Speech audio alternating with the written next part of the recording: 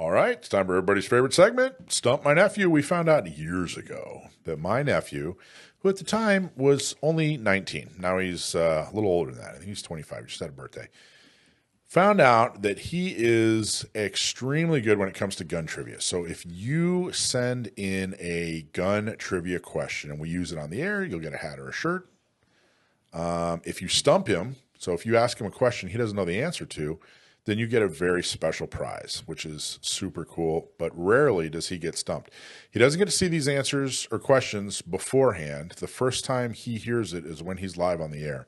So this really is very challenging. And I tell you, there's no cheating. I take special enjoyment out of getting him stumped. And Yes, you do. Rarely do we stump him. Hey man, how you doing? You there, Sam? Yeah, how are you guys? Good, man. How's it going? Can't complain. A little bit under the weather, but could always be worse, right? Yeah, it can always be worse. Did you hear the interview we had with the legislator from Arizona just before you? No, I just missed it.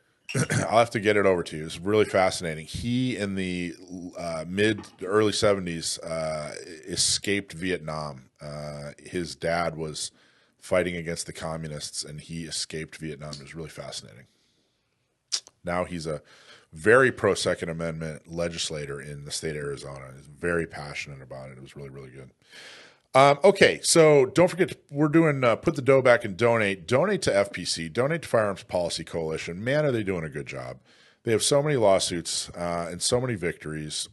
Please take the time. Go to firearmspolicy.org. Give them whatever you can. $10, $100, anything in between, or even more. Stump My Nephew is sponsored by Seal One, seal1.com. Go to your local gun shop and ask them if they carry Seal One, because you want to clean, preserve, and lubricate your firearm. If they don't have it, ask them to order it, or just go to seal1.com and order it yourself. Seal One makes gun ownership easier and smell better. So Seal One, they sponsor because they care about the Second Amendment. So thank you so much, Seal One. All right, Justin from Oceanside. You ready for the question, Sam, from Justin? I hope so. All right. Justin from Oceanside asks, what was the first double-action revolver? Justin from Oceanside. I'm assuming he's talking about like mass-produced, commercially available. Yeah, gosh, what was the first double-action revolver? Justin from Oceanside, thanks very much for writing in. That's a tough one. What was the first double-action revolver? Because I can tell you easily what the first DASA auto loader is. What's the first? What does DASA stand for? Double action, single action. So right, double action, single action. What was the first? So the first. Well, let me provide some background information for people who are less familiar with hammer-fired firearms, which is that's what we're waiting for. A lot of people now are used to shooting striker-fired pistols, where every trigger pull is the same, and there's no hammer. Double action refers to when a squeeze of the trigger both cocks and releases the hammer. Single action refers to an action where the hammer is already cocked and squeezing the trigger simply releases it.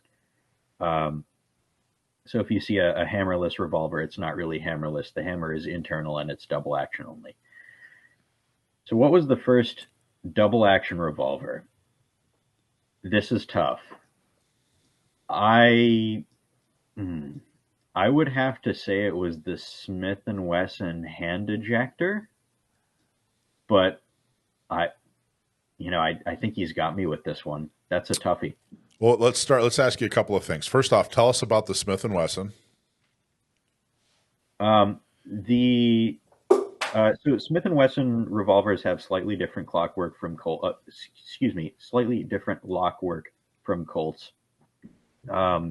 One externally noticeable difference is that the cylinders actually rotate in the opposite direction. But in the later part of the 19th century, Smith & Wesson produced a line of revolvers in various popular calibers that had. Oh, you know what? No, I don't think it was the hand ejector. I think it was the number one. Ooh, but some of them went under different names. Yeah. Oh, I might be getting these mixed up. I think That's he's okay. All got me right. with. Well, I'll tell you what. Let's move on. Do you have a second? It's not that. That's not the right answer. But before we tell you what the right answer is, or what Justin from Oceanside claims the right answer to be, do you have a second? If you had a second choice, what would it be? Final answer. I'm going to say it's either the number 1 or the number 3, but I don't think it's either one of those. It is the. Are you ready for the answer? Sure. Okay. It is the. He claims it is the Beaumont Adams double action percussion revolver, patented in 1856. Have you heard of that before?